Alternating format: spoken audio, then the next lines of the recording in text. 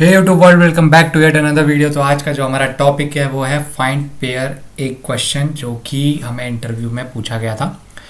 ठीक है, इसमें उन्होंने क्या गिवन था हमें, ठीक है, इसका पेन बहुत हाई स्केल में चला गया है।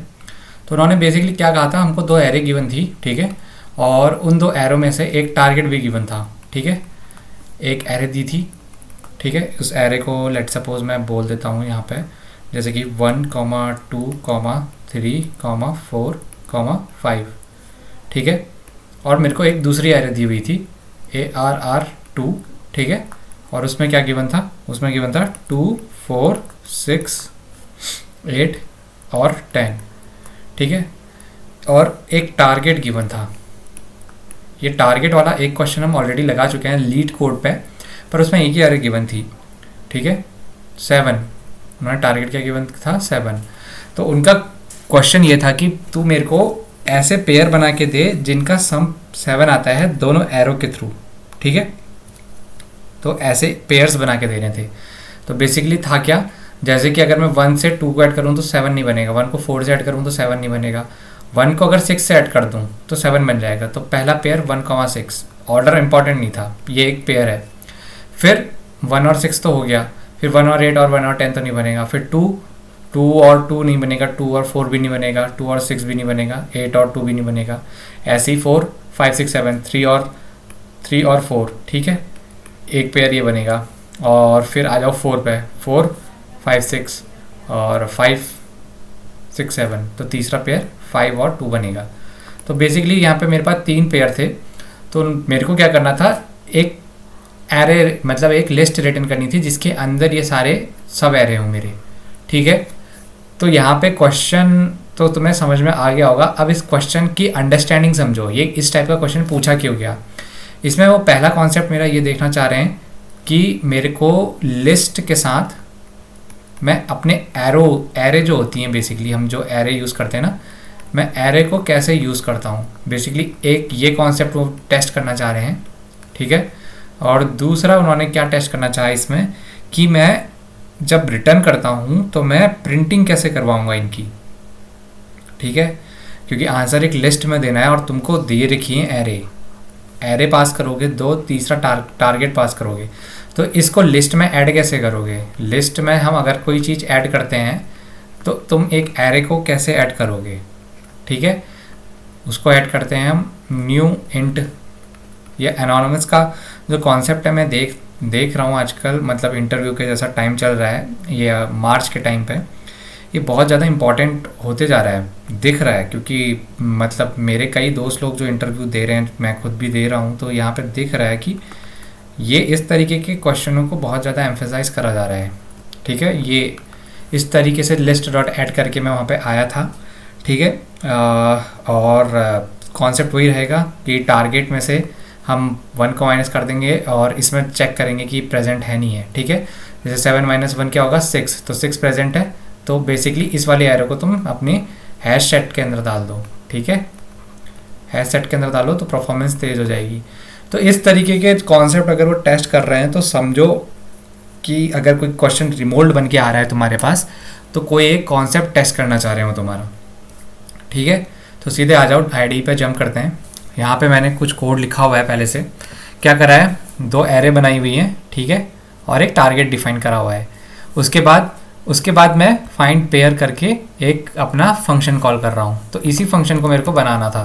तो सबसे पहले तो अब यहाँ तक आ गए हैं, अभी इसी को देखो, पहले इसको लिखते हैं फिर बाकी का कोड देखते हैं क्या कर रहा है, ठीक है। तो हुआ क्या, मैंने अपना कोड लिखना शुरू करा, स्टैटिक बनाया उसको भी मैंने, स्टैटिक। और क्या करना था, मेरे को लिस्ट ऑफ इंटीजर रिटर्न करनी थी ना, इंट टाइप की। तो मैंने ये इसका सिग्नेचर इस तरीके से बनाया, फाइंड पेयर्स PAIRS, ये बनाया, ठीक है। और ये क्या एक्सेप्ट करता है अपने अंदर, एक इंटीजर एक्सेप्ट करता है ARR1 नाम से, एक इंटीजर एक्सेप्ट करता है ARR2 नाम से, ठीक है।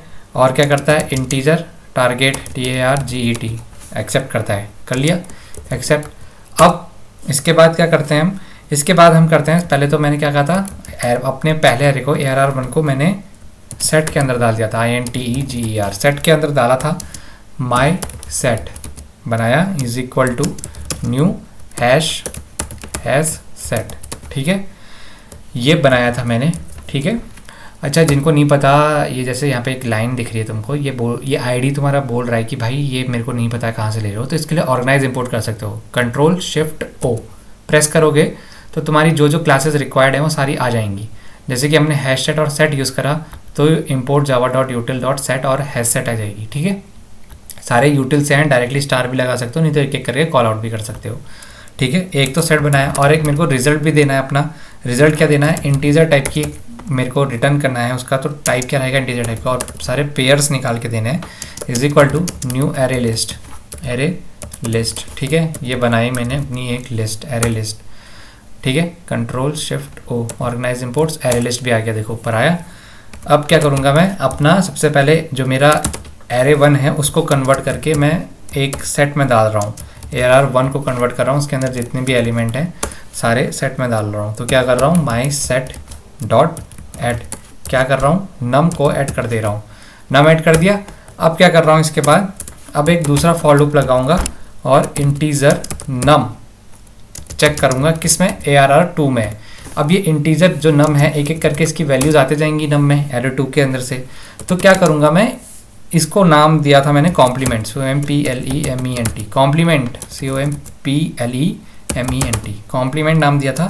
और फंक्शनलिटी वही रहेगी इसकी, टारगेट में से करंट नंबर को माइनस कर दो, कर दिया। अब कॉम्प्लीमेंट को सर्च कर लो अपने सेट में, if my set dot contains, CONTA contains, क्या कंटेन्स करता है, ये जो कॉम्प्लीमेंट है COMPLEMENT, ये कंटेन करता है क्या। अगर ये कंटेन करता है तो इसको अपने आंसर में ऐड कर दो। तो आंसर में ऐड कैसे करेंगे, ये हमारा आंसर रिटर्न क्या करना है हमें, list of pair of integer की लिस्ट रिटर्न करनी है। तो पेयर्स में ऐड करोगे, क्या ऐड करोगे, एक नया एरे ऐड करोगे। एरे कैसे बनाते हैं, नया न्यू इंट, और उसके अंदर क्या वैल्यू जाएगी, उसके अंदर एक जाएगा कॉम्प्लीमेंट, COMPLEMENT कॉम्प्लीमेंट जाएगा, दूसरा क्या जाएगा, जो करंट नंबर है। इन दोनों को मिल करके मेरा टारगेट बनता है, ठीक है। ये तो मेरा टारगेट हो गया। अब मैंने इसको बना लिया, ठीक है। अगर ऐसा कंडीशन आती है तब मैं इसको ऐड करता हूँ। और लास्ट में क्या करता हूँ, फॉर लूप के बाहर निकल के, ये मेरा फॉर लूप यहाँ पे इफ़ क्लोज हुआ, यहाँ पे फॉर लूप क्लोज हुआ, रिटर्न करा दूंगा क्या, मेरी पेयर्स, PAIRS, ठीक है। अब यहाँ से मेरे को पेयर्स मिल गए।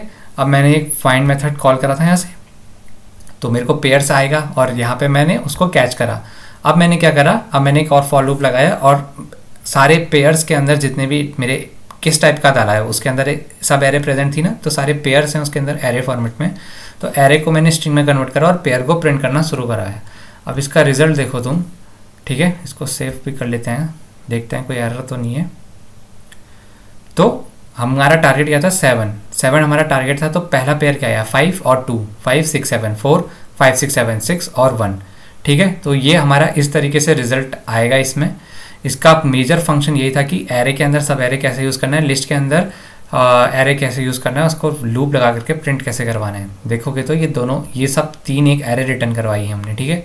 तो इस तरीके के कॉम्प्लेक्स चीज़ें भी देते हैं। क्वेश्चन सिंपल था, क्वेश्चन ये मैं गारंटी लेता हूँ कि तुम्हें लॉजिक समझ में आ जाएगा कि क्या करना है, लेकिन जब करने बैठोगे ये समझ में नहीं आएगा करूँ कैसे, ये इंटीजर लिस्ट डिफाइन कैसे करूँ, इसमें ऐड कैसे करूँ, इसको आइटरेट करके प्रिंट कैसे करूँ, यहाँ आदमी मात खाता है। तो यहीं से तुम्हारा डाउनफॉल एक तरीके से, जो इंटरव्यू तुम्हारा नेगेटिव वे में जाना शुरू यहाँ से होता है, ठीक है। तो इन चीज़ों को ना हो इसलिए इसकी प्रैक्टिस करो और दोबारा देखो इसको, अगर यहाँ पे समझ नहीं आ रहा है कैसे करा है, ये एडिंग कैसे करी, कॉम्प्लीमेंट निकाल करके, क्योंकि ये नॉर्मल चीज़ें हैं, मैथमेटिक्स हैं, ये तो कर ही लोगे। मेन चीज़ें जावा में और किसी भी प्रोग्रामिंग लैंग्वेज में ये होती है कि किसी भी डेटा स्ट्रक्चर के अंदर एक दूसरा एक data structure, primitive data structure डाल देना और उसी को आइटरेट करा के प्रिंट कराना, ये इंपॉर्टेंट चीज़ें होती हैं कि ये कैसे करते हो, ठीक है। तो आज की वीडियो में इतना ही, अगली वीडियो में मिलेंगे।